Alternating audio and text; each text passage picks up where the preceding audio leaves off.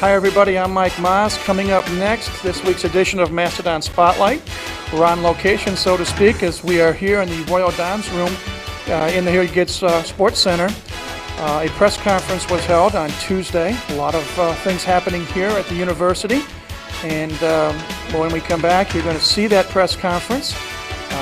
We're also going to have some interviews with people such as Athletic Director Mark Pope, some of the various head coaches here at the university, including Doug Knoll, head men's basketball coach, Bruce Patterson, head women's basketball coach. Kelly Hartley had a great weekend last weekend, her women's volleyball team. And as you get a look at this big trophy, her team went to West Lafayette, Purdue University, and participated in the 2002 mortarboard tournament and came back as champions. We're going to talk to Kelly and hopefully some of her players as well. The women's tennis team got off to a great start last weekend. They played at the Eastern Illinois Invitational. We're going to talk to Coach Eric Burns and a couple of his players as well. So a lot of things happened this past weekend, and we're going to bring this press conference and those interviews to you in just a moment, right here on College 56 with Mastodon Spotlight.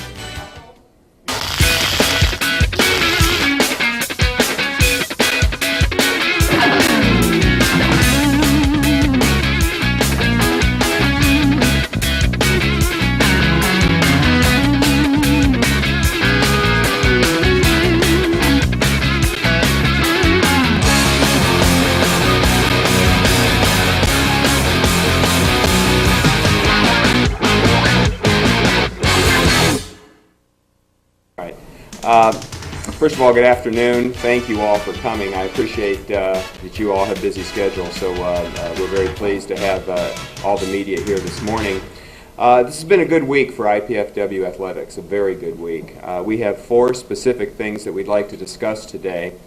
First of all, our tennis program has competed in the Eastern Illinois tournament over the past weekend and had a great deal of success. And I want to introduce to you Eric Burns, our men's and women's tennis coach, to talk about that for a few minutes. Secondly, we have just signed a deal with WGL Radio, 1250 AM, to carry our men's and women's basketball games this coming year. And we certainly appreciate that. And we see Dean Jackson is here. Dean, thanks for getting that done.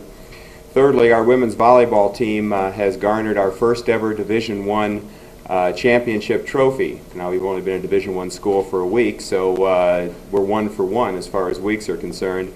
And I'll bring Kelly and her teammates up to discuss that for a few minutes.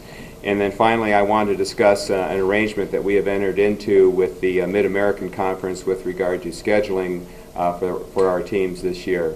So in that order, let's start off with tennis. Let me introduce to you Eric Burns. Eric?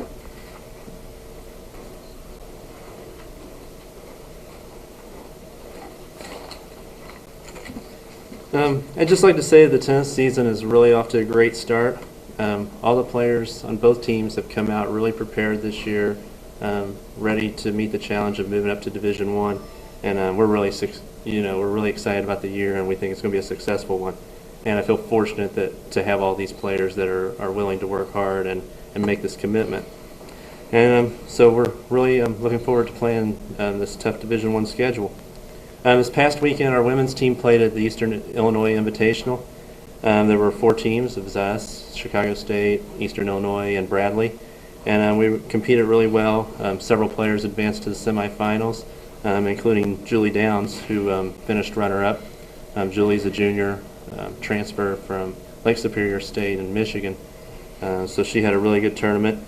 And overall, our team results were really good. This was a invitational based on individual results, but the team results against teams head-to-head were great. Against Chicago State, we were 8-0. Against Bradley, we were 4-1, and we picked up a couple wins against Eastern Illinois as well. And this is significant because last season when we went to the same tournament, we won 4 matches total for the whole weekend. So it was a big improvement, and I'm really excited. I think we are headed in the right direction, and I think we'll continue to work hard and make it a good season. So do you have any questions for me? Okay, thanks, Eric. You'll hear more from Eric in a few minutes. We signed over the weekend an agreement with WGL Radio, 1250 AM. WGL will carry all home men's and women's basketball games this year, and we're very pleased and proud to have that arrangement with WGL. Bruce Patterson, our head women's basketball coach, and Doug Knoll, our head men's basketball coach, are here in the back and are free to discuss this arrangement and their upcoming seasons with you after we finish the formal part of this press conference. Our women's volleyball team traveled down to West Lafayette this past weekend, competing in the Mortarboard Purdue Premier Women's Volleyball Invitational Tournament held at the Intercollegiate Athletic Facility in West Lafayette. The teams that they faced included Purdue, Butler, Delaware, and Western Kentucky. Kelly's team did remarkably well, and you can see the fruits of her labors on the back table there as we were able to gather first place in that tournament. I'm very, very pleased and proud of this event, and I'd like Kelly Hartley to come up and discuss that for a few minutes. Kelly?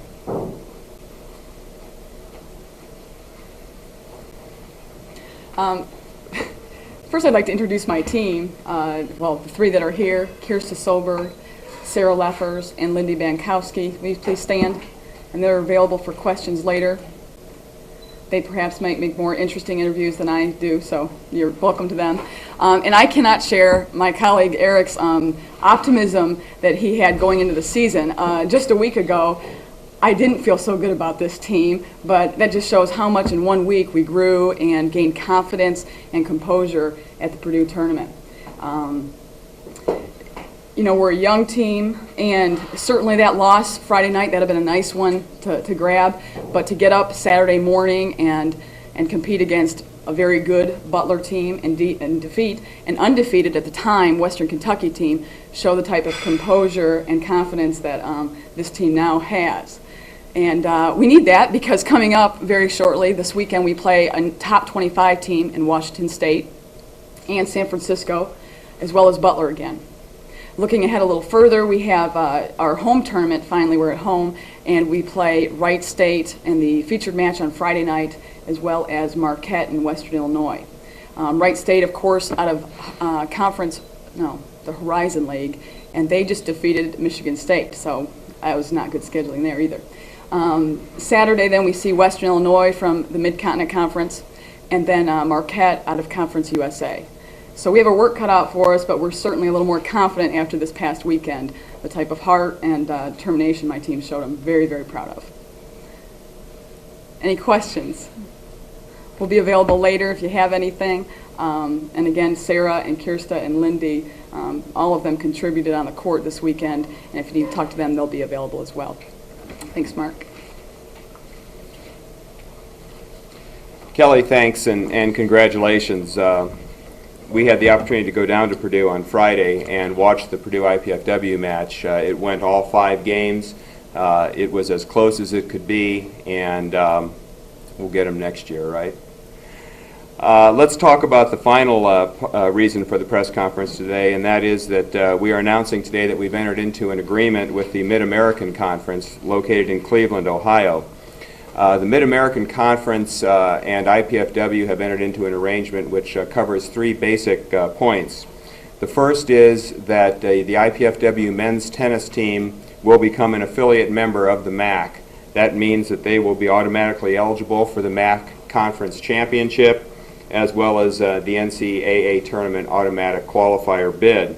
They will also have the opportunity to win individual and team honors as a part of the conference. We are permitted to and will display proudly the MAC logo as far as IPFW men's tennis is concerned. Secondly, we have entered into an arrangement with the MAC that calls for a specific scheduling arrangement with regard to 3 sports: women's volleyball and men's and women's soccer. The MAC has agreed to provide MAC opponents at IPFW in these sports beginning with the 2003 campaign.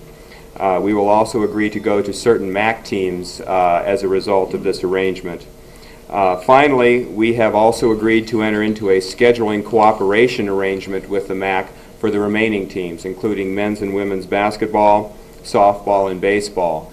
In that situation, the conference office will encourage its members to play IPFW both at home and on the road in these other sports. It is one incremental, yet I think very large step in our efforts to move towards conference affiliation for all of our sports. The MAC is without a doubt one of the most prestigious and strongest conferences in the Midwest. We are very pleased and proud to be associated with such an organization. We have spent quite a bit of time with Rick Christ, who is the commissioner of the MAC, as well as Del Robinson, who's the assistant commissioner of the MAC, and I believe we have framed an excellent working relationship going forward. This is due in no small part to the strength of those teams, the soccer teams with their outstanding performances and the arrangements under the Soccer Showcase, which we just concluded, as well as Kelly's team, and she's proving her success day by day. Those teams will have, as I mentioned, specific scheduling arrangements where a definite number of games will be contested. And then as we move into the other sports, what we hope to do with that is have it grow and blossom so that we will be playing many more of the MAC teams and have the ability to bring those quality of teams to Fort Wayne on a regular basis. So that is that. Any questions that you have specific to that, I'll be glad to answer them, or again, we can take those after we have a chance to have some pizza. Great, thank you.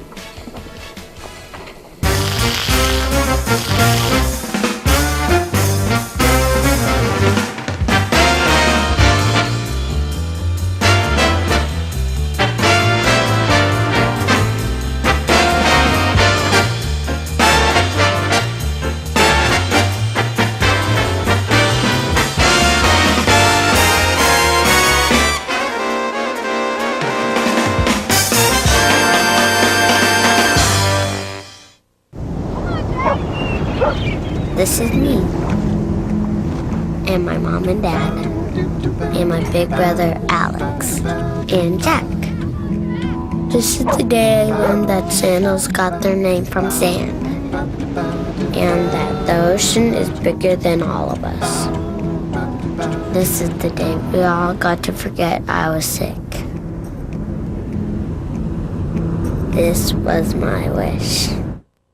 According to the National Highway Traffic Safety Administration, it kills over 1,500 people every year and injures 71,000 more. Inadequate sleep has been linked to health and safety risks, even premature death. But today, new treatments are helping millions get the sleep they need. So talk to your doctor or take our free risk assessment on the web at sleepfoundation.org. Sleep deprivation. It's real, it's dangerous, and it's more treatable than ever. It's the most magnificent sight in the universe. This planet full of life and wonder. This planet we call home. As an Earth Team volunteer, you can help the Natural Resources Conservation Service care for it, right in your own community. Call 1-888-LAND-CARE to find out how, because there's just no place like home.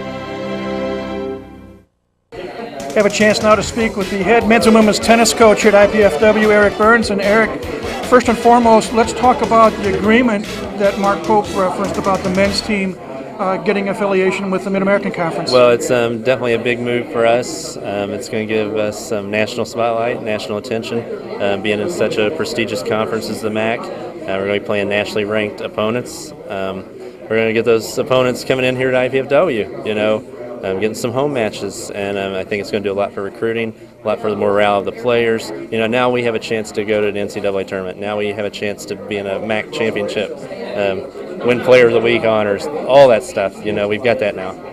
What was the comments? Obviously, Mark talked with you first, Mark Pope, and when this thing came down to a final agreement, what was your first thought, and then what did your players think when you told them? I mean, they're obviously excited. My first thought was, I'm ready to be in. Let's do it. The guys were definitely the same way. I mean, this is a challenge for us. It's a tough conference. It's going to take a while for us to get where we need to be, but I think, with some hard work, we're just going to have to work twice as hard. But I mean, it is a great challenge for us, and we are so looking forward to it. As a head coach and having to deal with recruiting, how will this help or will it hinder you in going up against the likes of a Toledo or a Western Michigan or an Eastern Michigan or schools like that? Well, it will only help us generally because the MAC is looked at nationwide as a great conference, especially for tennis, with a couple of nationally ranked programs in the past.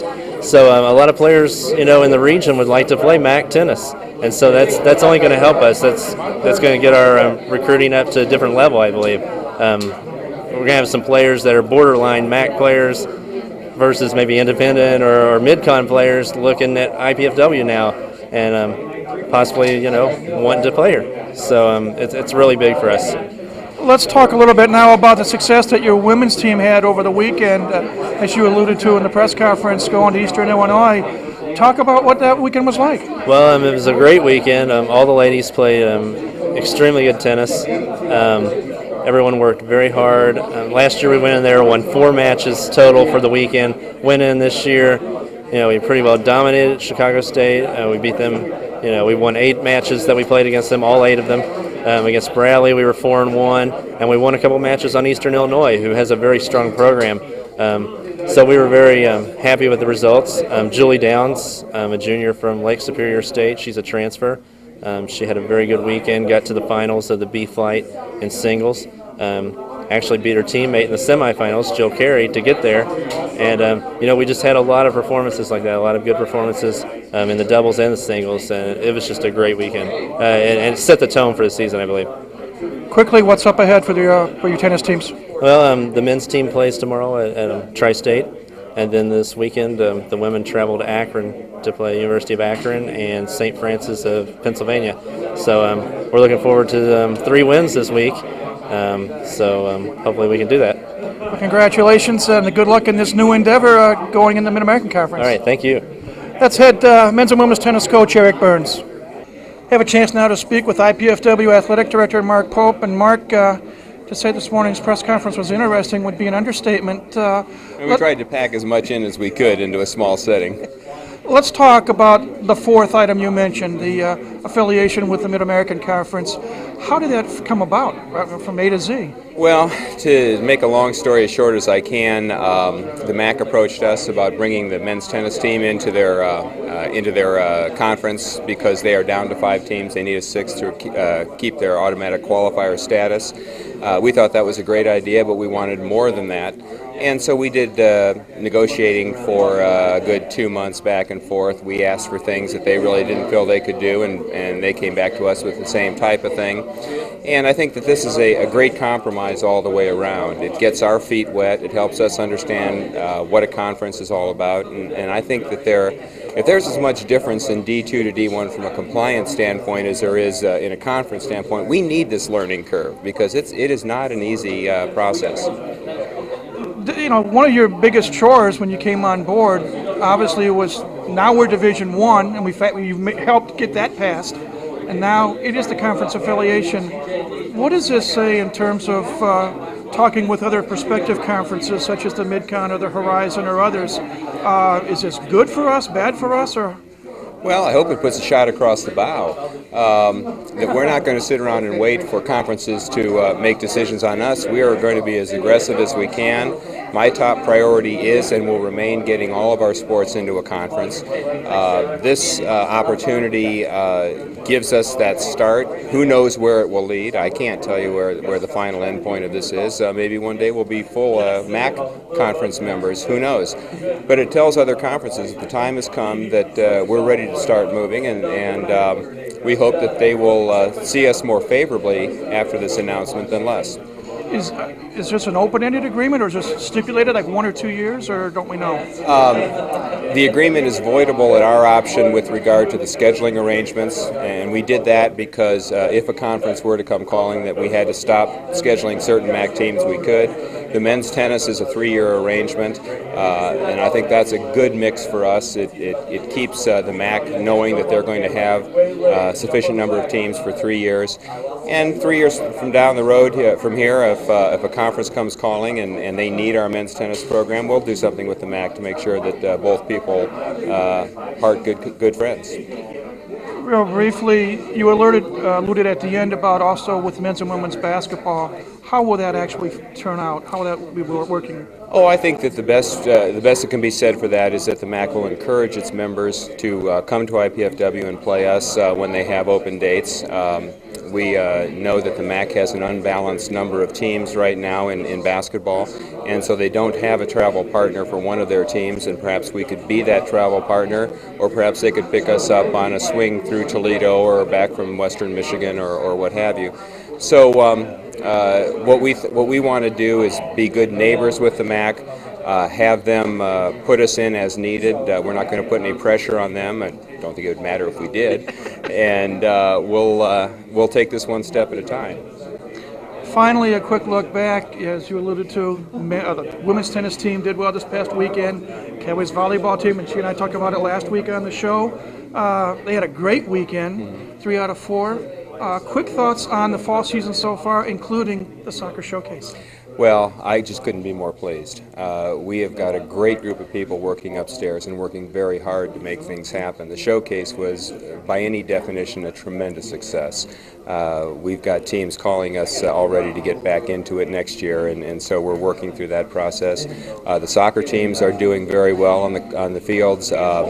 Have won a couple of matches against mid-con teams, which never hurts. Terry lost a couple of heartbreakers over the weekend in South Carolina, but he's playing a higher quality competition, and he ought to be, competing right up there. Of course, Kelly's team it just thrills me to see her have that kind of success, because she's the kind of person who deserves great success. Cross country is competing very well. We've got valedictorians running cross country for us right now, and so the fall is just kicking off great, and we just hope it segues right into the winter sports, and we just get this thing ramped up and running. Well, congratulations on the agreement, and the year's off to a good start. Thanks, Michael. Appreciate it. Mark Pope, IPFW's athletic director. I have a chance now to speak with the head women's basketball coach here at IPFW, Bruce Patterson. And Bruce, you heard what Mark Pope had to say. Your thoughts on being able to set up some hopefully home and away games with Mid-American Conference teams? Well, we're psyched about it. I mean, we did play, I think, 4 MAC teams last year, but we have had a little problem getting them to come here. This will, I think, loosen up those reins a little bit and get more of them here. But we're looking forward to that. And we do have, and you and I will be getting together later on in the fall, and we do our preview show. We are playing some opponents again this year, such as Toledo and Bowling Green and Western Michigan, and we owe them one, but that's another story. In terms of recruiting, and I know you and your staff did a great job going out and trying to get a lot of good talent. Now that we're going to have this arrangement, and the Mid-American Conference is an excellent conference, how is that going to help or hurt on the recruiting trail? Oh, I think it'll help us. I mean, on a regular basis, people ask us where our conference affiliation is or where we plan it to be. Obviously, this helps a little bit from our point of view with our sales pitch. We just lost a kid recently, as a matter of fact, went to a MAC team, and hopefully we won't do that in the future when we can say we're affiliated with some way, and hopefully somewhere down the line this bears some fruit. I know we've talked in the past about one of the things that is needed for IPFW is to get into a conference. And I know you and I talked briefly before we started taping. You think this is a shot in the arm that we need, or maybe some other conferences, such as perhaps the Mid-Con or the Horizon or others, need to take a closer look at us and to see what we have to offer? Well, I think, first of all, I have to say, I think Mark Pope has done a great job of getting our face out there in front of other conferences there. And we've talked to a number of conferences along the way, as I understand it. And I certainly am not an authority, so I should refrain from talking about it too much. But I always think competition is important to you. I mean, if another conference looks at us and they see we're talking to the MAC, maybe they'll move a little quicker. There isn't any question you need to be in a conference sooner or later, and the reason you need to do that is to get that automatic bid opportunity. And I know Mark's working at it hard, and we'll get it done.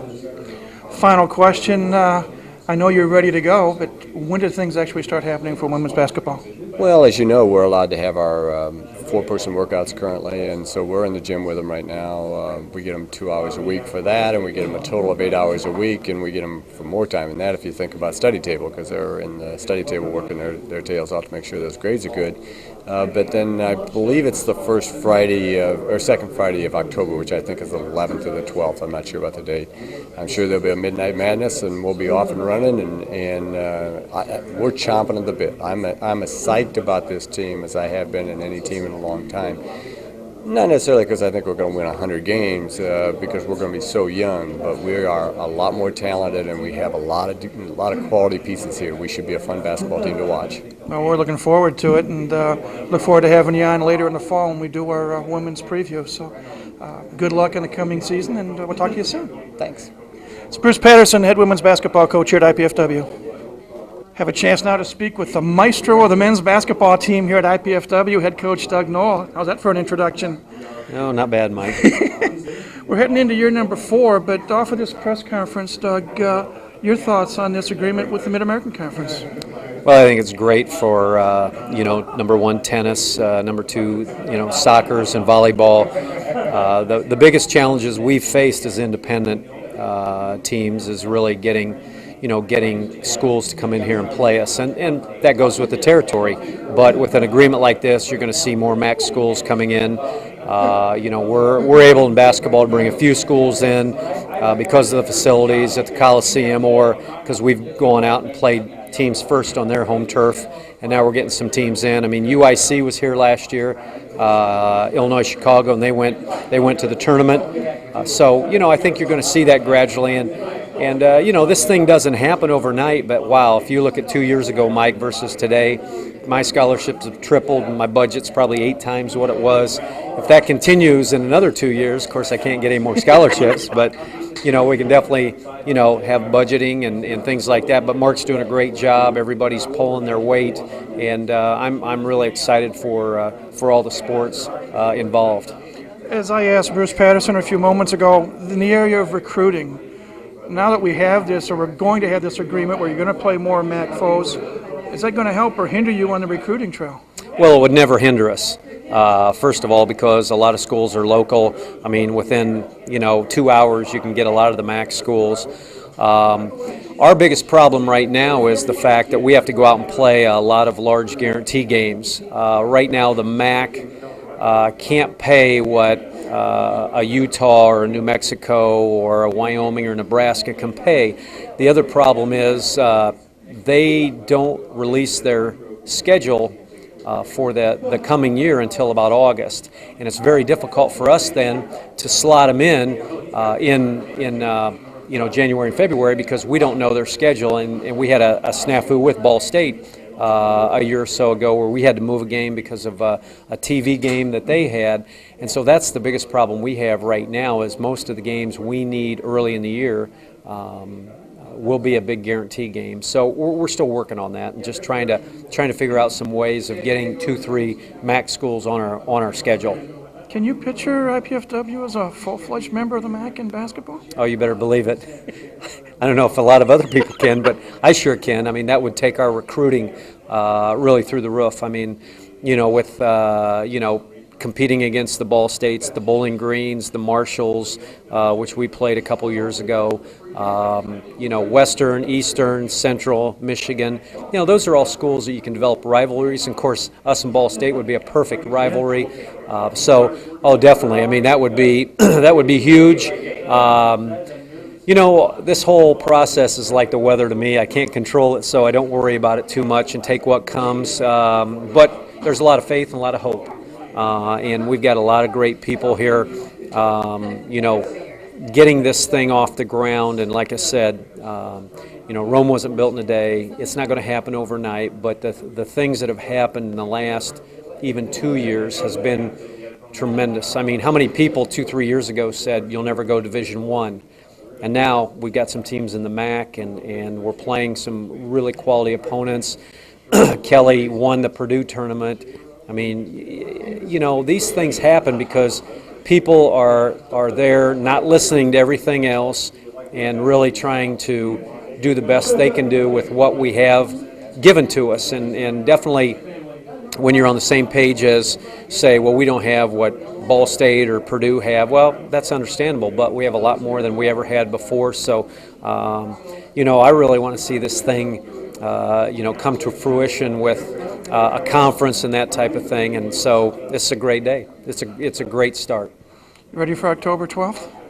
We've got a lot of work in between that, and as you know, we can practice right now with have skill sessions is what they call it, and we can have up to 4 kids in a group, 2 hours a week. We can condition another 6 hours a week and lift. So we're into that right now, and we're a long way from October 12th as far as we're concerned. We're just getting our kids acclimated to some of the things we need to do right now in our skill sessions. Right now we got 11 healthy bodies, and I got 5 of them are freshmen, so that's a little nerve-wracking. But hopefully Dave Simon will get released with his knee because he's going to help a lot inside. And we'll see what happens. I mean, when you got 3 seniors and 1 junior, it's a very, very young team.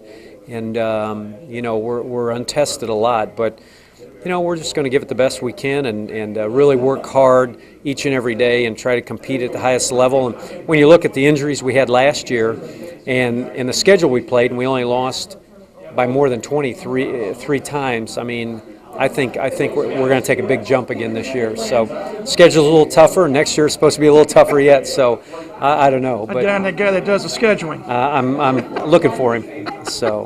Well, congratulations, and we'll be talking to you down the road. We get ready for the preview show. Great. Thanks, Mike. Doug Knoll, head men's basketball coach here at IPFW.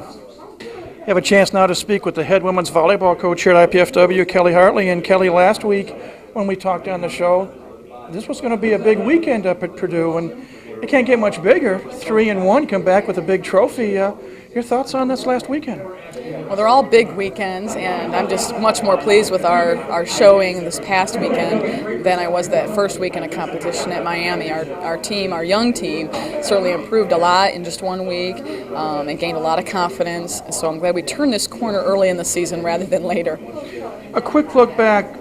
The way the weekend worked out, you took on Delaware first, who you had just played a week before. And I know you and I brought up the question, were you afraid perhaps that maybe a little bit of overconfidence, but your gals came out strong and they won it in 4. And then you took on Purdue. And though we lost in 5, the fact that you came back and won games 3 and 4 after losing the first 2, and you scared the heck out of them.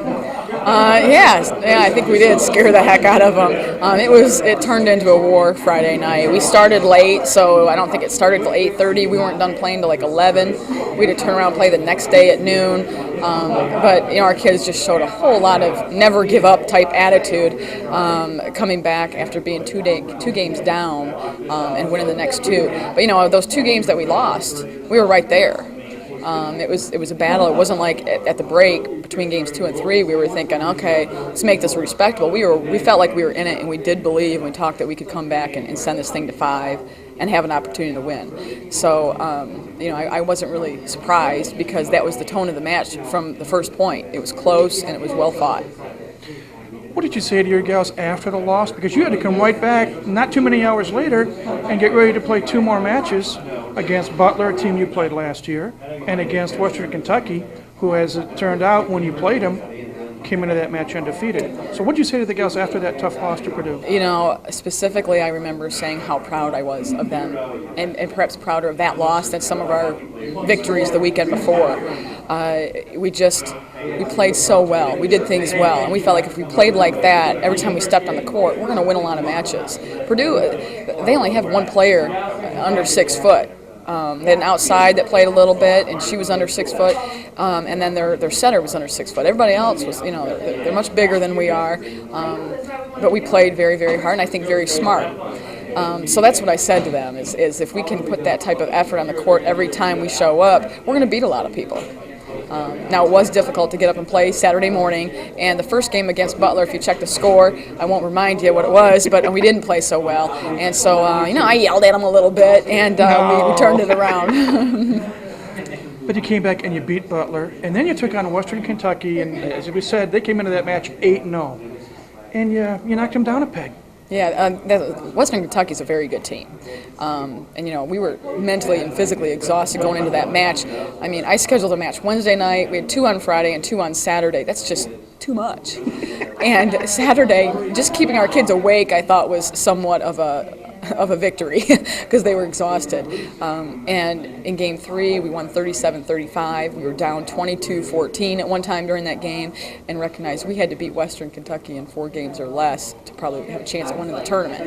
And you know, the tie-breaking procedure, especially on the road, you never know how it's going to work out, but we felt like beating Western Kentucky, we had a shot at the tiebreaker and taking that trophy home. So our kids, just the effort that game was really amazing. We saw some people do some things that now I have to hold them up to a little more often. Janelle Pollard played some defense, and you know, she's done a great job on the outside for us. But I think Rue is a volleyball player this weekend. Our setter threw her body on the floor. I can't even tell you how many times this weekend, had to be tired. And we're not very deep. So those kids really had to work hard to beat a very good Western Kentucky team. You mentioned briefly Lindy Benkowski, the setter. Let's talk about 2 other players real quick. Sarah Leffers playing that Our libero libero role that you're so high on. Looking at her numbers, she played well. Yeah, and you know, a lot of teams so far we've seen, they don't really use the position. Well, maybe they don't have the type of personnel that can fill that position, and they put, you know, another outside hitter, maybe third on their depth chart at that position. Where Sarah truly is a player made for that position, and so she passes a ton of balls. Put her on the left side of the court where she can dig a lot of balls, and you know, she takes command of our defense and passing. So Sarah had a great tournament, and threw out her shoulder, fell, and her shoulder came out of socket or something like that, and she toughed it out and played the rest of the weekend. It was a little sore, just couldn't set her serve, which you don't need to when you're in the libero. So you know, she'd continue to pass and toughed it out. The other gal was the Brazilian freshman that we talked about last week, and her numbers were unbelievable. And I know that she was nominated for National Player of the Week. If I get it right, American Volleyball Association, Coach Association. AVCA. She didn't get it, but still a great weekend for Fabiana Souza. Yeah, she was named MVP of that tournament at Purdue, while Lindy made the all-tournament team again. And you know, we put her on the outside rather than the middle for a couple of reasons. Kirsta Solberg really is a better blocker, and we needed that. Kirsta's more experienced, very intelligent, gets up in transition. It just made sense to put Kirsta in the middle. And then Fabiana on the outside, she hits a heavy ball and is capable of terminating, so we're able to get her the ball a little more often. So for our team, I think that move was huge, and you know, the attitude of our team, making a change right before that tournament and making those adjustments, just shows you what they're made of. Quick thought, you and your gals get on an airplane not too long from now. You're going to go out to San Francisco. You mentioned in the press conference you're going to take on University of San Francisco Friday night, and then you've got Washington State from the Pac-10, and then a rematch with Butler. Quick thoughts on the weekend ahead. Again, not my best scheduling work. I talked to Colin about that. Yeah, my assistant is wondering probably what we're doing. But when we come into these tournaments, we didn't really recognize that 2 Pac-10 teams were going to commit after we did to those tournaments. But, you know, it's no reason to run and hide. And Washington State is a top 25 team now. They made it into the top 25. Wright State, who we play the week after that, received votes in the top 25. So we're playing some very quality teams. My thoughts are, if we had the type of effort and you know, play the type of volleyball we did last weekend, we have a chance. You know, I mean, if we're better that day, we'll come in with a win. And if we're not, I hope we play well, grow, and prepare for later in this weekend or later in the season. We have a home tournament coming up. Our goal is clearly to be playing our best volleyball in November when we go to Texas for the independent tournament. So, you know, every step we take in that direction is an important one, win or loss. Well, congratulations on the weekend past, and good luck on the weekend coming up. Thank you very much, Mike. It's Kelly Hartley, head women's volleyball coach here at IPFW. Have a chance now to speak with a couple of members of the women's tennis team. To my immediate right, Joe Carey, a sophomore, the only returning member from last year's team. And to Joe's right, the gal we had on a couple of weeks ago, junior transfer, Julie Downs from Lake Superior State. Welcome back, Julie, and welcome, Joe. Coach mentioned you guys had a good time last weekend at Eastern Illinois. Let's talk about the weekend, and Joe, we'll start with you. Well, I'd say overall we did pretty well. Last year we didn't do quite very good, I guess you could say, but I guess we're pretty proud that Julie got to go to the finals. We actually played each other, which was pretty interesting, pretty close match, and overall we had a good time, and a lot of the girls got to know each other pretty well. Julie, again, I'm curious, when you two guys had to play each other, what'd you say to each other during the match? We didn't talk at all. Not at all. No words. No way at all, huh? No. Can't be friends. Yeah, we were just there to play. I mean, you got to do what you got to do. And we both wanted to win, so I mean. In a way, it was a no-win situation because one of you was going to win and move on. Yeah. So, talk a little bit about the fact that you're the only returning player from last year. Did you feel kind of on the outside, so to speak? Or? Well, I was pretty surprised I was the only one coming back, but I mean, we have 5 new girls, and I enjoy all of them. I was very excited to meet, brand new girls. We started fresh and everything, a fresh team. And I think we're already improving overall, and we're a better team, I think, this year than last year, so. Even though you're only a sophomore, you were here last year. What are you able to tell your new teammates about what to expect now playing Division I tennis? Well, I'd say we have a lot of tough matches, and we've also added a lot of matches to our schedule, mostly mostly away. We only have a couple home. And I guess they need to get used to the road, basically. One question that I had asked Julie when we had her on a couple of weeks ago, obviously due to the makeup of the team, you're playing both singles and doubles, I believe. Yes, there's only 6 What do you girls. like? What do you like better, singles or doubles? Well, I played singles longer than doubles. I played singles all through high school, so doubles I think I think it's more fun. I mean, you still want to make it serious, but I mean, just a different style of tennis, so. I prefer singles. You go play from the baseline, or do you do a little serve and volleying? Well, I should go volley a little more, but I've been playing baseline lately, so. Quick thought from the academic side, what's your field of study here at IPFW? Business marketing. And your hopes and goals and dreams post-graduation? Oh, gosh, I don't even know. I know it's down the road. I'm still deciding. I mean, maybe that's not the right thing for me, but. Julie, you got to the finals in your classification. Talk about your tournament. It was a big confidence builder for me. I had to just keep the ball and play with most girls because it's the beginning of the season and everybody's still inconsistent from the summer. So it was just who could keep it in one more ball. If my memory is correct, and it's not always that correct, this weekend your team goes to Akron, am I correct? Yes. You're going to play 2 matches, Akron and St. Francis of Pennsylvania. Any thoughts on playing multiple matches in the same day? Is that a hardship or something that doesn't bother you? Well, I mean, we just played a tournament, and we played 3 singles in one day and two or maybe 3 doubles the next day, so I think we can handle it. Julie? Definitely, we can handle it. 7 a.m. runs aren't for anything, or for nothing. Well, congratulations on the good weekend and continued success this coming weekend and the rest of the fall season here at IPFW. Thank you. We've had as our guest Joe Carey, sophomore, the only returning member from last year's team, and freshman Julie Downs, transferred from Lake Superior State. Her second appearance on Mastodon Spotlight. You have to get your SAG card. This keeps up. But we'll be back in just a moment with more of Mastodon Spotlight.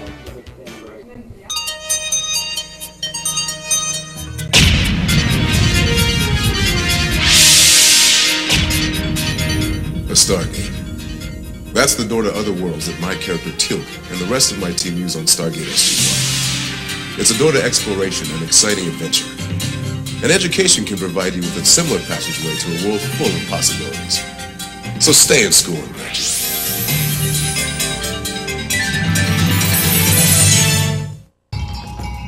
Today's teenagers, the way people talk, you'd think they can't do anything right. It's just not so. We get to know over 300,000 kids a year, smart kids who know what they want. They believe in themselves, and they believe in America. Some go straight to college. Others choose to learn leadership, discipline, courage, and commitment first with us. Today's military, making a stronger America, one good kid at a time. A new century is coming, and with it, 1,000 questions. Will your family ever be in harm's way? Will a small town in Texas be hit with a hurricane? Will your daughter ever need a new kind of blood treatment? We have no crystal ball for the world that awaits. Just one promise. We'll be there. Welcome back to Mastodon Spotlight. Hope you've enjoyed this week's show. A lot of things happening, as we said. The women's volleyball team had a great week. We thank Kelly Hartley and her players that came on for us. Eric Burns and his women's tennis team doing well at Eastern Illinois. And the exciting thing is this agreement with the Mid-American Conference. The men's tennis team going directly into conference play, and the possibilities of some of our other teams as well. I think it's very beneficial to the university. We'll see what happens down the road. Quick look ahead, coming up, activity this weekend with IPFW athletic teams. As we mentioned with Kelly Hartley on Friday and Saturday, the women's volleyball team is at the University of San Francisco, taking on the University of San Francisco, Washington State, and Butler. So we wish them well. Women's tennis team is at Akron University in Ohio, taking on Saturday. They're going to take on Akron and St. Francis of Pennsylvania. Our soccer team, men's soccer team, is going to be on the road on Saturday, taking on the Vikings of Cleveland State, a member of the Horizon League, so we wish them well. And our women's team, Friday night, home match, Hefner Field, 6 o'clock. As you're watching this, they are playing, so we wish the women's team well as they're taking on the, almost said Vikings, the Crusaders of Valparaiso University, a team that they defeated last year 1-0. So we wish all our athletic teams well this weekend, and that's basically it for this week's edition of Mastodon Spotlight. As always, we thank you, the viewer, for tuning in to see what's going on with IPFW athletics, and we invite you to come back again next week for another edition of Mastodon Spotlight. But until then, this is Mike Maas saying, have a great week, and go Dons.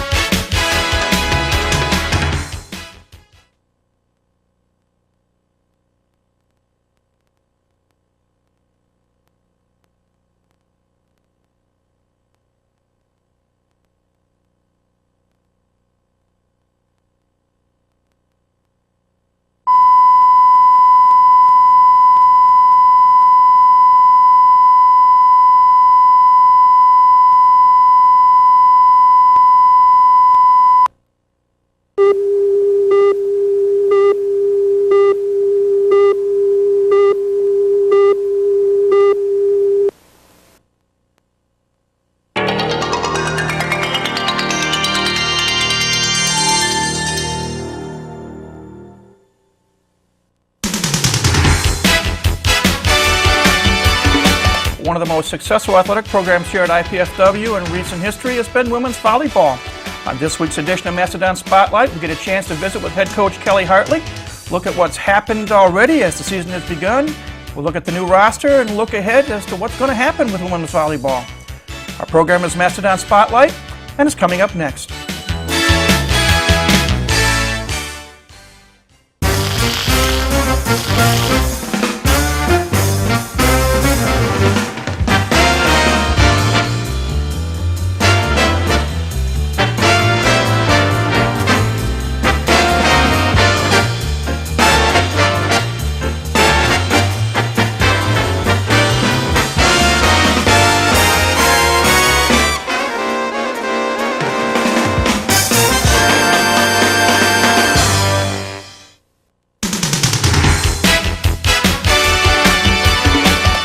Hi again, everybody. I'm Mike Maas. Welcome once again to Mastodon Spotlight.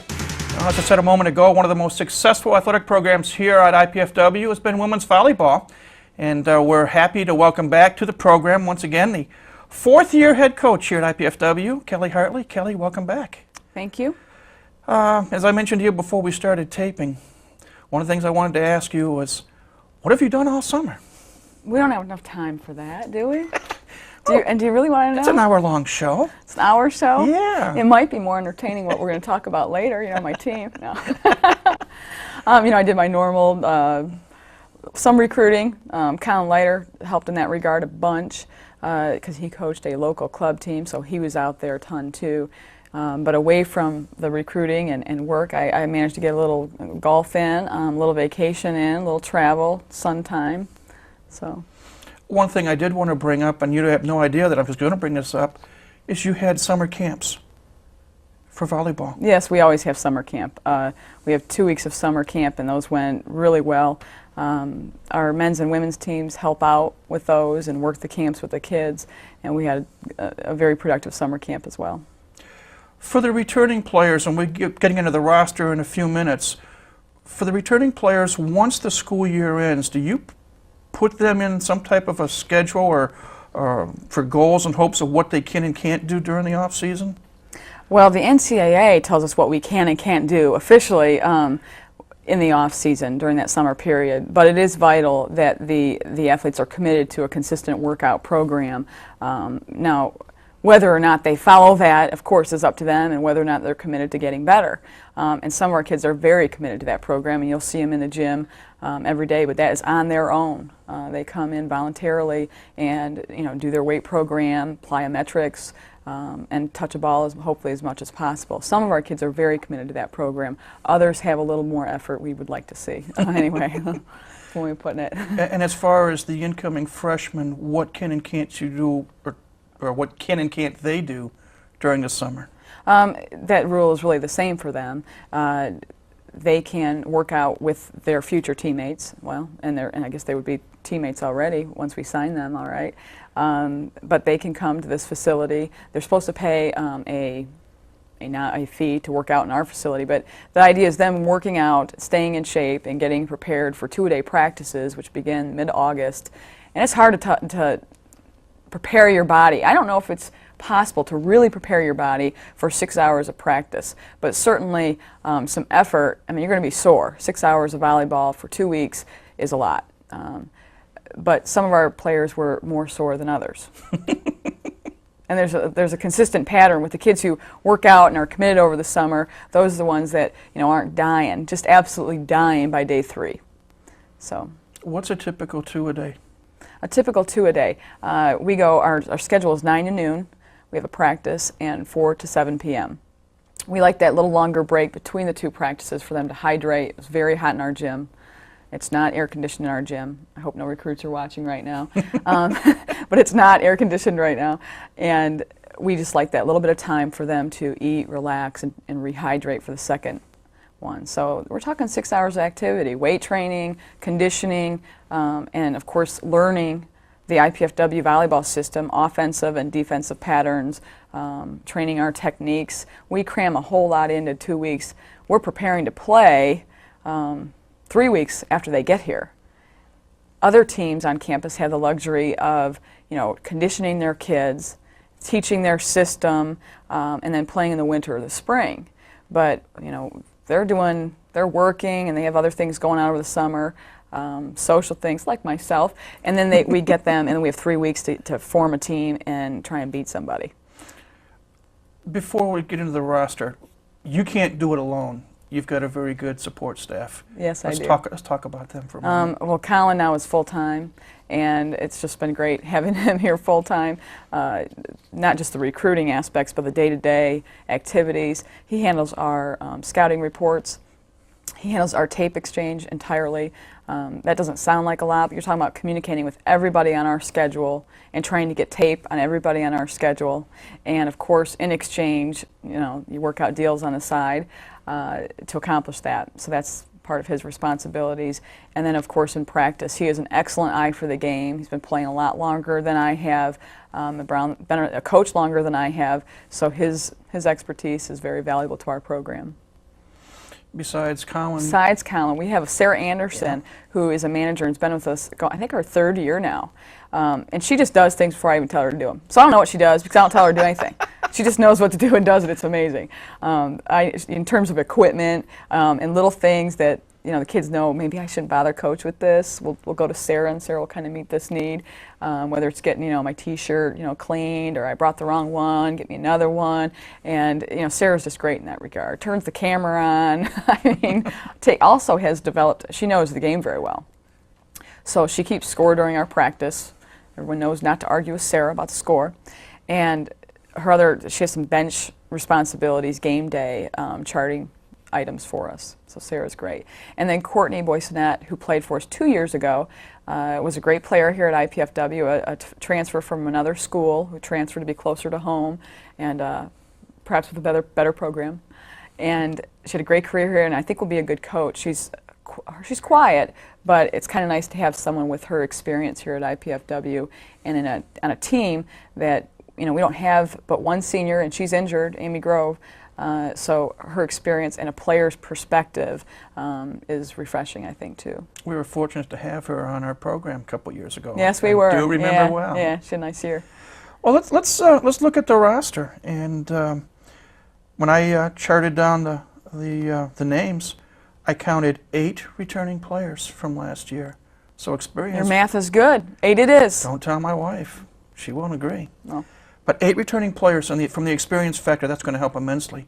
Let's talk about those 8 returning players. Yeah, 8 returning players, and that experience does help immensely. However, as I just said, we have just one senior, Amy Grove, and the poor young woman is injured again. She's had a tough career here in terms of injuries, and I don't know that she'll be 100% full go till towards the end of the season. So now we're stepping on the court with no seniors. Which is a difficult thing. You just can't fake that this is my last year and I'm going to rally the troops and be that type of leader. It's very difficult to do that. Our captains are our 2 defensive people, Nicole Ray, a local girl, and Sarah Leffer is another local person. They're juniors, and though they're, I think, very effective leaders, it's just difficult not having seniors on the team. But the 8 returners, most of them last year received quite a bit of experience. Our setter, we threw her to the Wolves last year as a freshman, and our only setter gained a great deal of experience. And Lindy takes the court this year, I think, with a different perspective, a different type of composure and confidence, and we saw that over the weekend, so that was nice. And we could go right down the list with people that contributed over the weekend who had experience last year, and I'm sure that helped. Well, you mentioned Lindy, and Lindy is Lindy Binkowski out of Temperance, Bedford High School, on the Michigan side of the Michigan-Ohio border. Correct. Let's talk a little bit about her high school teammate, Mo Meinhardt. Yeah, she had a great weekend, didn't she?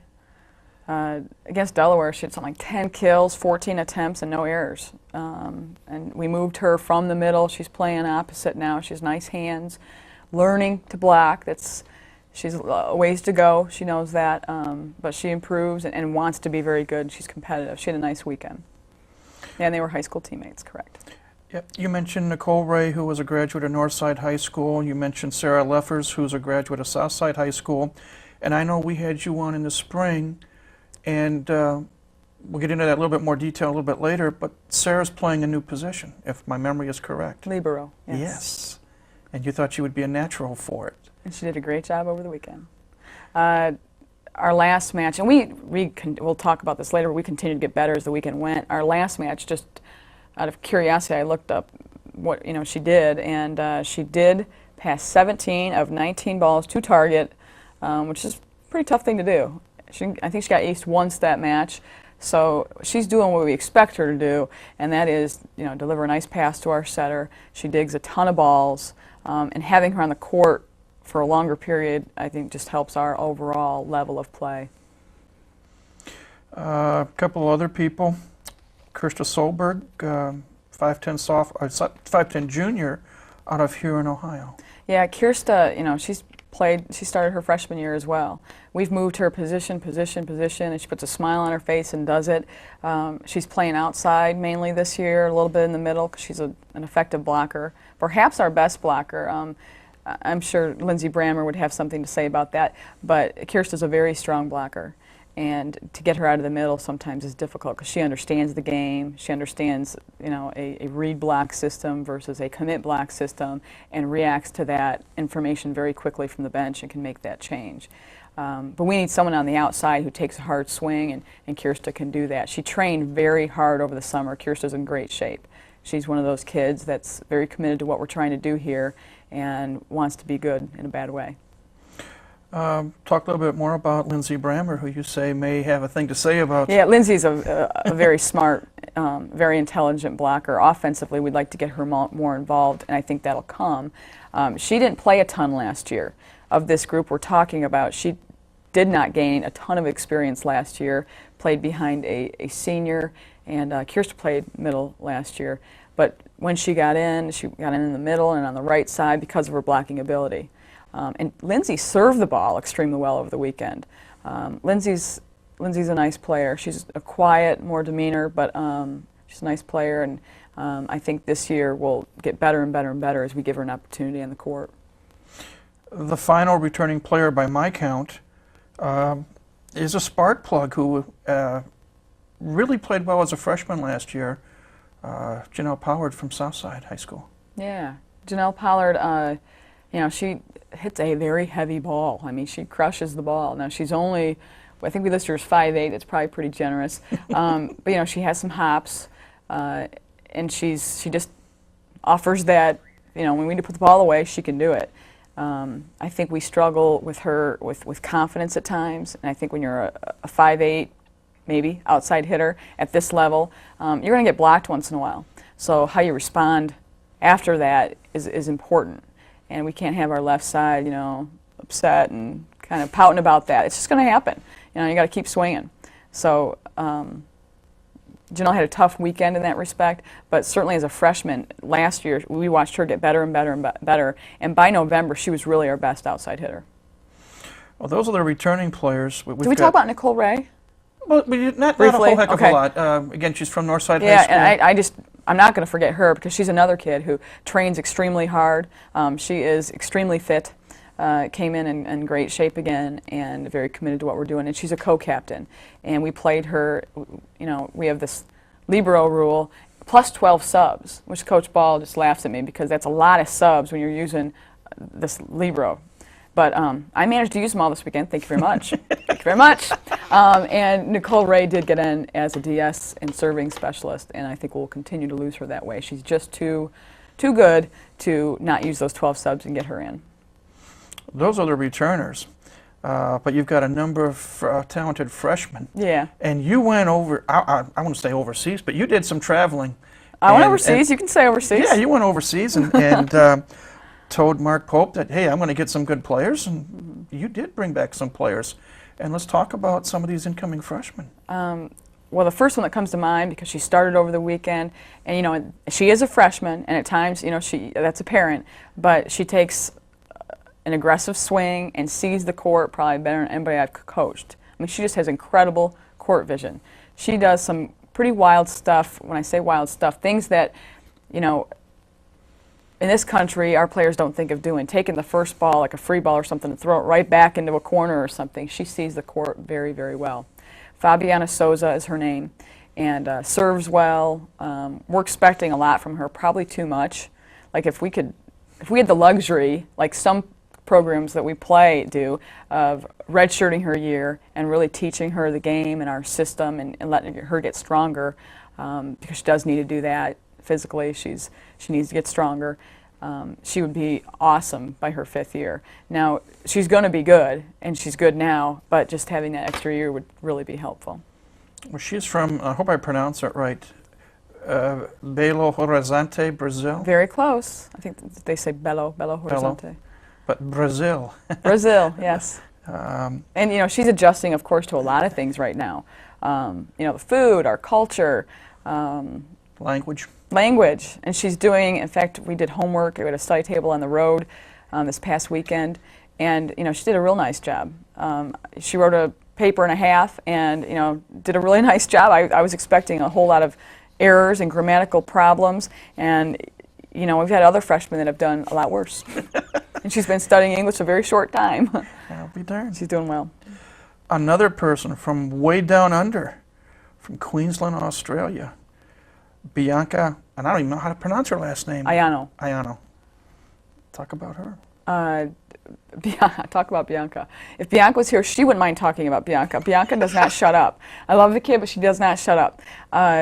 She's a good player. She has a lot to learn. She needs to get in better condition. She's probably not going to contribute right away. Once she gains some confidence, I think that'll help too. But she's an interesting perspective on the game, and boy, she's funny.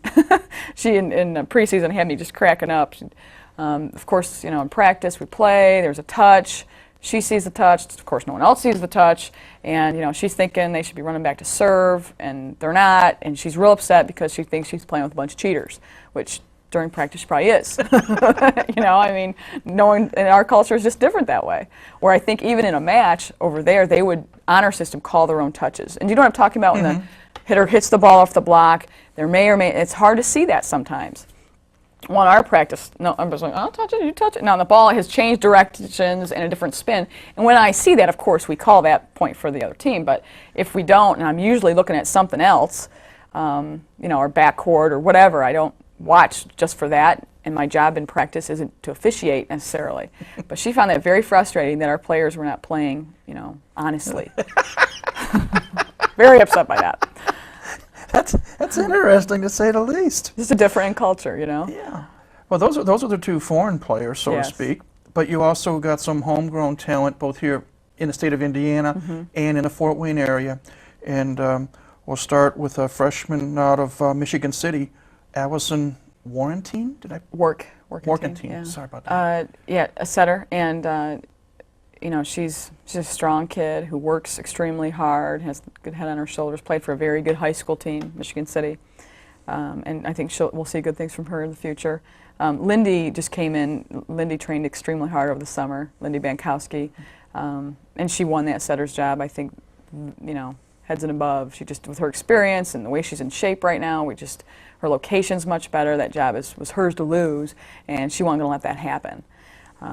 But Allie, I think, will show us good things in the future, and maybe in the meantime contribute as a serving specialist perhaps, or play a little back row. 'Cause she can pass the ball as well. If Mike Jewell, our sports information director, is correct, that leaves me with three more I'm sure he gals. is. I'm sure he is too. Never know. But I've got three more people listed on the roster. Ashley Roth, 5'9", freshman out of Leo High School. Yeah, and Ashley got in over the weekend and did a nice job. Again, we have to spend. We don't have a whole lot of time, like I said earlier, to get these new players ready.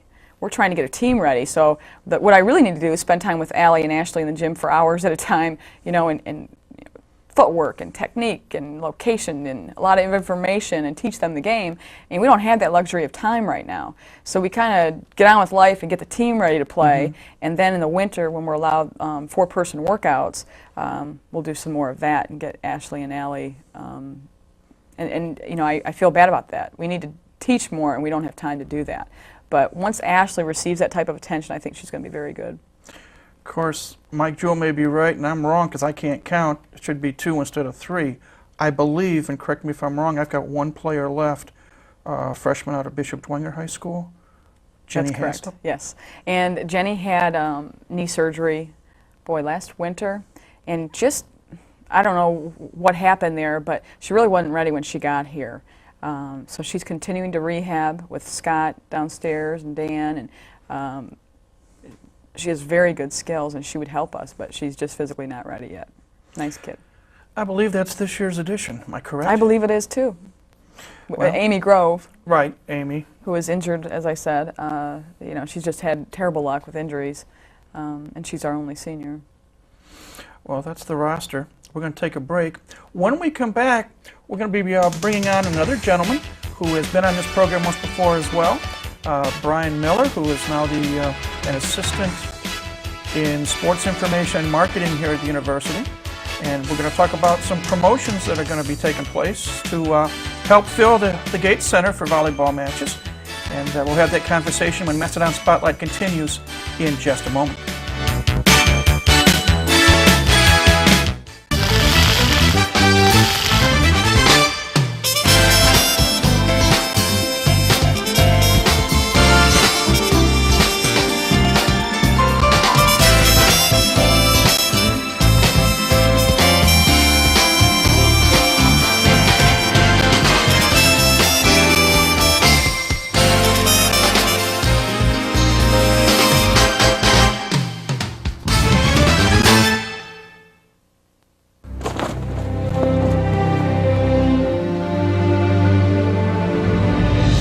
They came from every corner of the country.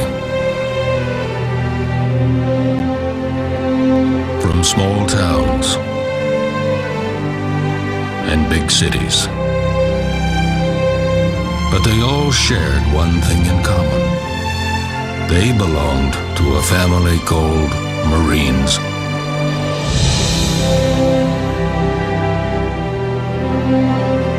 A tough and determined few, dedicated to protecting everything we hold sacred. And still they come.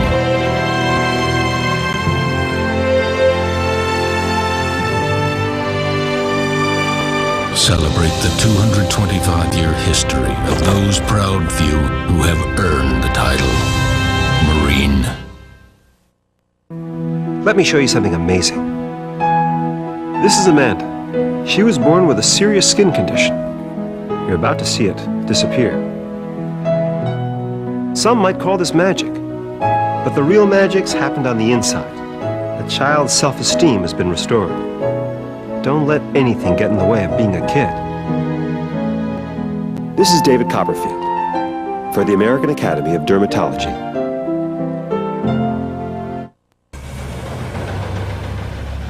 When others can't understand you. Excuse me, could you tell me where the Blackstone building is? Ding-a-dong, hee-haw? And you can't understand others. Excuse me, could you tell me where the Blackstone building is? Then you have a clue what it's like to live with a communication disorder. The Blackstone building.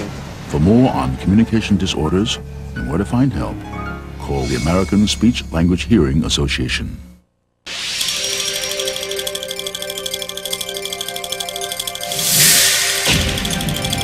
I'm Richard Dean Anderson. On Stargate SG-1, we discovered that the Stargate device could be used to explore an endless variety of adventures. Your device for endless adventure is a good education. No matter what your goals might be, you'll go a lot farther if you don't drop out. So keep your options open. Stay in school.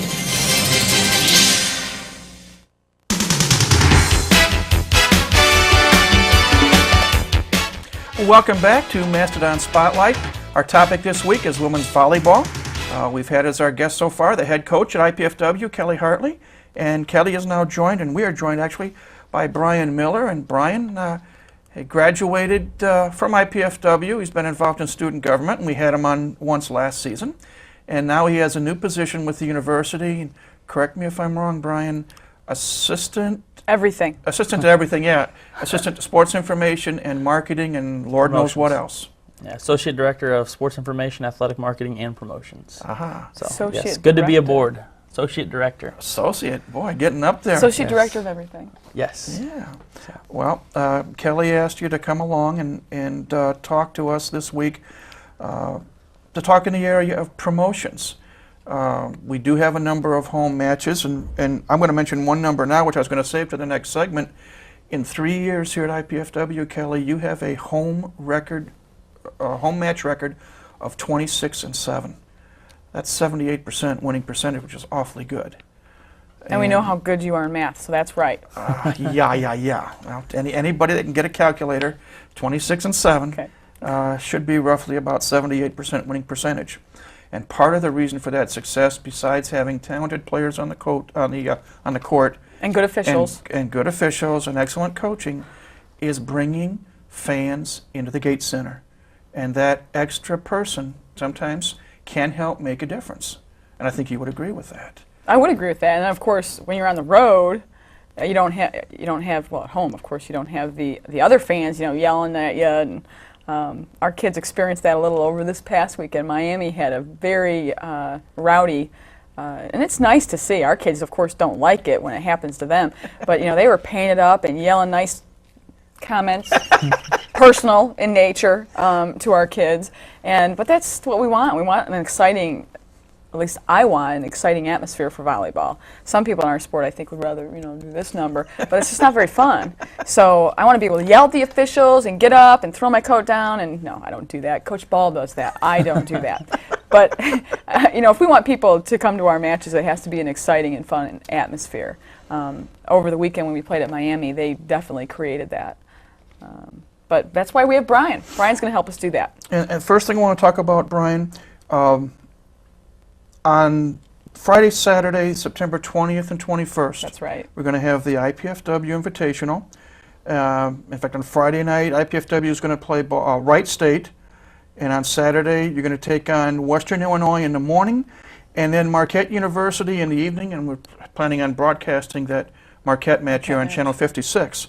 But Brian, we want to bring a lot of people into the Gates Center. What are the thoughts and plans for bringing those people in? Before he gets into that, I'm sorry, he didn't ask me, but we had a meeting last week, and Brian was, of course, it was one of his first meetings, I think. Was it your first meeting? Very first As a new staff member? Yes, it was. All right. Well, and his first staff member, first meeting as a staff member, he jumps right in and contributes all these great, wild ideas, and that's why he's here today, and I guess why Mark hired the right person. So, I'm sorry. Ask your question. That's okay. I'll shut my mouth. Talk about these great ideas that you had. Well, you know, we spent the first segment talking about, you know, Coach Hartley and her team, and you know that really does sell itself, and you know, reason enough to come out. But if it's not, you know, Saturday after the game, we're gonna have a concert. Friday after the game. Friday after the game, we're gonna have a concert. You know, free to all students, as is the game, and get the Gates Center rocking and rolling. And you know, Mike and you and I have both been here, Coach, 4 years, and I don't think we've had a post-game concert in the Gates Center. We're going to try that. We're doing some new things. As Mark calls it, thinking outside the box. Going to try doing that a little bit. We're also posing a challenge to all volleyball fans, IPFW sports fans, taking 25 names, locking them in the Gates Sports Center, and having our own version of Survivor. Yes, whichever fan endures the 30 hours of contests, 6 games, got to be there for all 6 of them. 30 hours long, locking the doors at 4:15 on Friday, not getting out of that place till 9:30 on Saturday. Spending the night, pitching tents, all that good stuff. 30 hours long. Inside you gigs. do it. Get a chance to go with Coach and her girls to the Independent National Invitational Tournament at the end of the year, to beautiful Gulf Coast of Mexico and Corpus Christi, Texas. That's right. So all accommodations and airfare paid for to the one lucky fan. So, you know, we're going to have a lot of fun this year. You know, that's one thing that I learned, you know, as being a student and coming to IPFW. It's really what you make out of it. You know, and student government gave me that kind of opportunity and showed me some of the different things that you could do. And we're going to make every contest an event, not just a game. 30 hours locked in. I mean, some marriages haven't lasted 30 hours. Well, you're exactly right. That's why we got some. So what kind of events are That's why there's a great prize. What kind of events are you going to have? Well, like I said, there's 6 different matches being played. You know, at the end of the night, we can play some basketball, shoot some hoops, play some volleyball. There's a big screen TV in there, so it's not all bad. You know, put in a few videos and maybe even get out. Now, you did talk about maybe having some, and we won't have to let all the cats out of the bag, Right. but some contests maybe for them, little competitions along the way. Absolutely. So, you know, we're just not going to let everything out right now. Yeah, earn some points and. Yeah. What they need to know is they have a chance, an opportunity to go to Corpus Christi, Texas, the beach, support the Dons with the women's volleyball team, which we're pretty good company. Absolutely. Couldn't think of a better bunch to spend it with. John Yaus, our erstwhile boss in the back, I won't tell you the word he just said, but he's wondering if IPFW employees are eligible for this. I think so. Absolutely. Absolutely. Parents, everybody. Come ready. I mean, these 25 names is, you know, that's what we're cutting it off to, but, you know, without a doubt, that's going to fill up quick, and the excitement is already generated. You know, John, we'll get your name down. John, if you do go, we're going to put you on the other end of the hall. I'm afraid you and Colin, my assistant, might have a little bit too much fun on that trip, and we'd like to win a match or so down there, you know?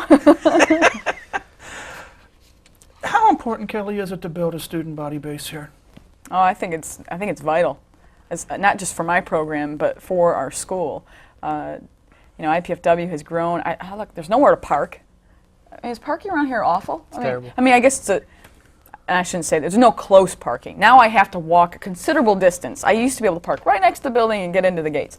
But now, you know, every parking slot is full unless you want to go way out there and have to walk, and that's okay. I mean, we have a ton of students here. Now we just have to figure out a way to keep them here and have some fun with them, and create opportunities for them to get to know each other, some social interaction, and one of those ways is to support our teams and incorporate some social activities with those sporting events. We have a ton of students on this campus. It's just amazing that sometimes when classes aren't in session, no one's around. On Saturday afternoons or whatever, no one's here. But we do have reasons for them to stay. We just have to supply them with that information, and when they come, show them a good time, I think. Yeah, we're talking upwards of 11,000 students, I think. But it adds such, it just the environment of college sports without students and the fans, it's not right. When we go to Ball State or we go to Miami, and you're going to have students screaming at you, and our kids are just now recognizing what that means. And it's part of the game. It's part of the game, I think, at any level, and it's fun. It's supposed to be fun. Besides the tournament coming up, there are others, and we're going to talk about this in the next segment, other home matches. Any other thoughts that you can share with us on what you might be wanting to do for the other home matches? Sure. We'll talk volleyball now. Basketball is another subject all on its own. Right. But let's talk about these other. Well, obviously the season is quickly approaching, and what we did is we took a look at all the games and said, okay, how can we solicit? How can we get people out? How can we make this a fun time? First thing we're in talks with right now are pregame parties before each of the matches. If a game starts at 7, get them there, 4:30, and have some fun. Make it an atmosphere. Make it an event, like I said.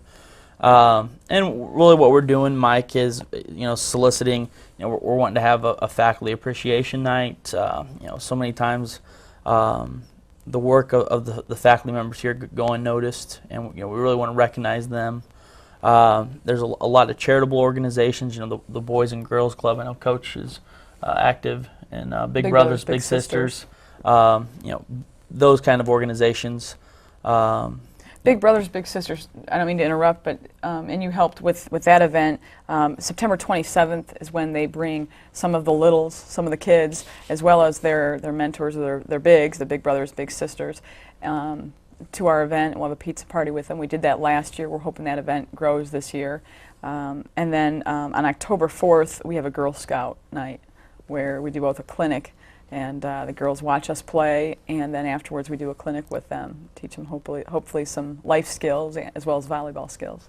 And another thing that we're doing this year is with those charitable organizations, as well as a lot of the junior high, middle school volleyball clubs, is we're giving them an opportunity for a fundraiser, selling tickets to coaches' games for $5, and what we're doing is a 3/5 split, $2 for every ticket they sell, and right now schools are already getting started on that and really making some profits. So if you are a coach or want information on that, you can always contact us at IPFW, and Well, you're we'll leading get me you started. into another direction, and John, we may run just a tad long on this because there's one other item that I think would be best to be brought up in this segment that Kelly mentioned before we started taping.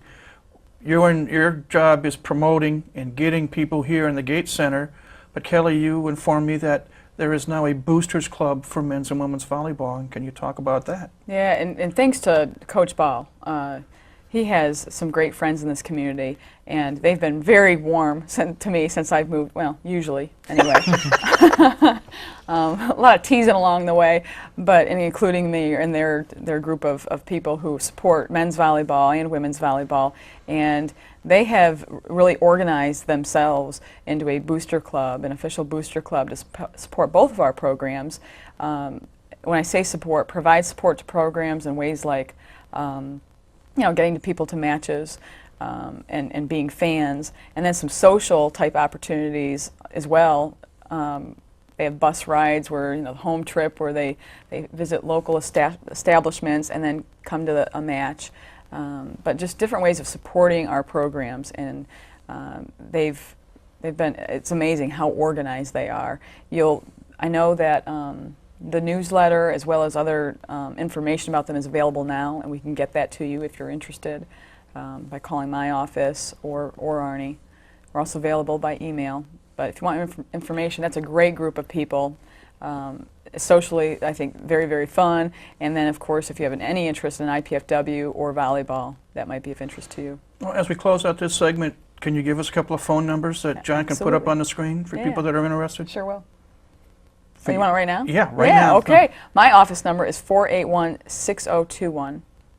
And Coach Balls, I'm embarrassed, I don't know, because he sits right next to me. I just yell at him, I don't know his extension. So you're only going to get mine. But our emails are, mine's hartleyk@ipfw.edu, and then his is the same, ball, A for Arnie, at ipfw.edu. And the athletic office phone number is 481-6643. 5 years, I should know it by now. So they can also call there. And get the directory. Brian, any other numbers or addresses, people that are interested? Sure. I can be reached via email at millerb@ipfw.edu or calling the IPFW athletics office. I can also be reached there. Well, thanks for coming on. And again, the goal was to fill the Gates Center. And by the way, if my math is correct, and sometimes it is and sometimes it's not, Mike Jewell says that we should be able to get close to 3,000 fans in the Gates Center at any one time. So, ultimate goal, 3,000 a night for matches. And I'll stand. I will stand if we want to do 3,001 and someone wants to sit in my chair. I'm cool with that. That's right. That's a promotion idea right there. That's great. Fill the place up. Yep. Thanks again for coming on, Brian. We're going to take another break, and when we come back, the season's already underway. Kelly's alluded to some matches that were played over this past weekend. Got matches this coming weekend, and we'll talk about the results of past matches and what's ahead with IPFW women's volleyball when Mastodon Spotlight returns in just a moment. Have you saved a life today? I took 2 flood victims to a shelter. I donated a day's pay to help a family that lost everything in a fire. Have you saved a life today? I teach a class in infant CPR. I donated a pint of blood. Have you saved a life today? No. But today somebody saved mine. The American Red Cross. Together, we can save a life. In another lifetime, one of toil and blood. When blackness was a virtue, the road was. If we do not take responsibility for saving animals from extinction, we allow a part of ourselves to die with them. Help World Wildlife Fund protect animals in the places where they live by ordering a free action kit. Together, we can leave our children a living planet. Come in, she said, I'll give ya shelter from the storm.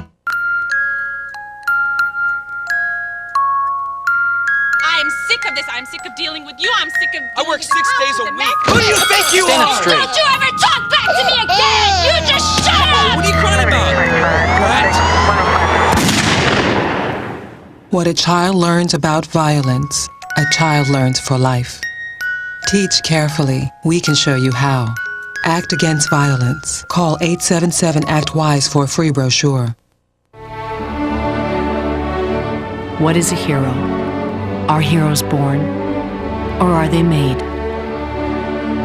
In after-school programs, your kids will uncover hidden strengths, discover they have the power to change their future, and find the hero inside themselves. Let us know you on after-school programs in your area. Call 1-800-USA-LEARN.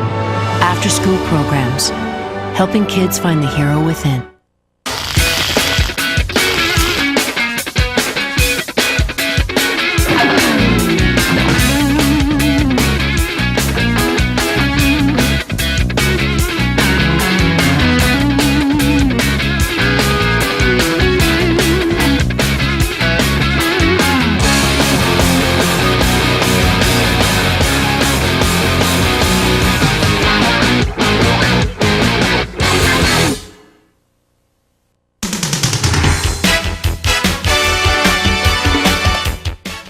Welcome back to Mastodon Spotlight. We're talking women's volleyball, and we have as our guest the head coach of women's volleyball here at IPFW, Kelly Hartley. And Kelly, Brian Miller is a trip.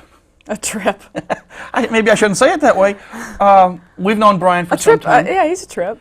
He's got a lot of ideas. Yeah, he's very creative, I think he said thinks outside the box. I'm not sure if he has a box, you know. He's creative and he's fun, and he did those things, you know, for our whole campus when he was involved with student government. So we're hoping he brings his energy and that excitement over to athletics. I think it's key. He was a student here. Yeah. And that's something that's not to be overlooked. He has been here. He's gotten his degree. He knows, you know, he's involved, you know, athletic side, seeing the athletic teams perform, and he's been on the other side as a student coming to watch the game, you know, the different games. So hopefully he's going to bring some added excitement to IPFW athletics. I think he will. As we said earlier, you're already underway. You opened your season last weekend with a trip down to Miami of Ohio, a MAC school that you're most familiar with, being a graduate of the University of Toledo. You had 3 matches. You took on, I guess, do you call them the Lady Redhawks now?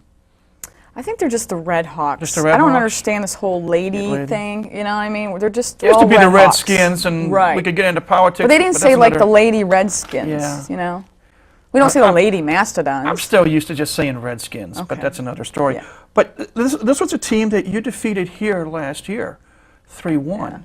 I mean, that's who you started your season against last Friday. I'm sure they didn't forget that when we walked into their facility on Friday night. And you know, at times we played very well, and at times we played really, really bad. We looked like a young team, and lacked confidence at times, and had opportunities to finish games and didn't, and lost to them 3-1. Had an opportunity to take that 4th game and win it, and send it to 5. Blew a considerable lead, and I was very composed as usual after that match. Sarcasm there, if you didn't catch it. So that was upsetting, but you know, with a young team, I guess to begin the year, maybe that's what you get. But we did, of course, learn from that and key there and get much better on Saturday, which we played. It had been easy to, I guess, to walk out against Washington and go, you know, this is going to be really hard, and they're from the Pac-10, and they're huge, and blah, blah, blah. But, you know, we played Washington pretty tough. You lost 30-26, 30-18, 31-29. Games 1 and 3, it looked like they could have gone either way. And you know what? They could have. We, at the end there, we were in it. We had an opportunity to win both of those games. Game 2, we got kicked pretty good, but you know, our team played pretty well, which against Miami, we really weren't gelling quite yet. I think the whole idea of not having seniors and our youth, that really, really frightened some people, I think, Friday night, and resulted in not being able to finish games when we had the opportunity, when we had leads. We blew it. There's no other way to say it. But was there a psychological fact going up against a Pac-10 opponent in Washington? Pac-10, one of the premier conferences in the country? You know, I think there could have been. I know it was in the back of my mind a little bit. You know, not like you're intimidated or anything, but you know, that's a big time program. You get an opportunity to play. And you know, an opportunity to play at a very high level. That's exciting to me, and I think to our kids too. And I like the way, you know, even though we lost Friday night, our kids came back Saturday and played them very tough. We won some ugly points, you know, I mean, playing defense and throwing the ball back and that sort of thing, but we fought hard. And you know, the scores indicate, at least games 1 and 3, we were right in it. In that 3rd game, I think we were up, and when you're more athletic, a little more physical, I think you can do that, you know, to come back when you're down, and they were able to come back. I think it was 28-26 we might have been up, and they ended up winning 31-29 in game 3. But it was just nice to see our kids have, you know, some composure and play with a lot of intensity against a very good opponent. And they translated that match, and they did what you wanted, the following match, because you closed out the weekend with a win over Delaware, the Blue Hens, by scores of 22, 22, and 14. Yeah, I think our young kids had, at that point, gained maybe a little bit of confidence, and you know, we had an opportunity to see Delaware play, you know, a couple other times earlier in the weekend, and they recognized, you know, okay, we definitely can beat that team. You know, they were bigger. Everybody in the country is bigger than us, but and had a couple nice players and everything, and it's a nice program. But I think we recognized that we probably were a better team at that point than them, and should maybe win that match. And we went out and played well. I mean, we won, but we played well, more importantly, at this point in the season. All the numbers indicated that. We hit as a team over 300, I think. We played good defense. We passed the ball well. We served the ball well. and resulted in a win. So it was a good way to end the weekend. What I was happy about over the weekend is, though things were shaky on Friday at times, very suspect at times, Saturday morning we got better, and then Saturday afternoon we continued to get better. So there's that progression with a young team I just think is vital to continue to improve. So we hopefully, we'll see more of that tomorrow night at Oakland and, this weekend at Purdue. Well, let's look ahead. We mentioned Oakland, and when this show was aired, that match will have been played. Going up to Rochester, Michigan, a team that you defeated at their place last year 3-2. So again, maybe this so-called revenge factor might be on their minds, but you also have something to prove with your team. The fact that you beat them on their court last year and you can do it again, or you feel you can do it again. Sure. And I've thought about that a little bit. Some teams, I think last year we might have surprised some teams maybe that didn't prepare for us and thought, they were Division II and, blah, blah. Well, we're a good program, and I don't care what division you are, we're going to give you a fight. And they didn't know that about us. And then if you don't prepare, we might be able to catch you off guard. And of course they have conferences and other things to prepare for and didn't put their eggs maybe in the basket of beating IPFW, so to speak. So a lot of things I think worked in our favor last year. Now maybe these teams that know a little bit about us might take us a little more seriously and prepare. So yeah, it's not going to get any easier. And certainly teams that we beat last year, like in Oakland at their place, probably could remember that. We play Oakland twice this year, home and away. You've got Oakland on Wednesday the 4th, and then this coming weekend, Friday, Saturday, you're down in West Lafayette. Big Ten country. I've never been there. True Big Ten country for the Purdue Invitational. Right off the bat, Friday afternoon, you've got a rematch with Delaware. Yeah. How hard is that going to be, the fact that you took them out in 3 last Saturday, to come right back and get ready to play them again? I'm going to say not hard at all.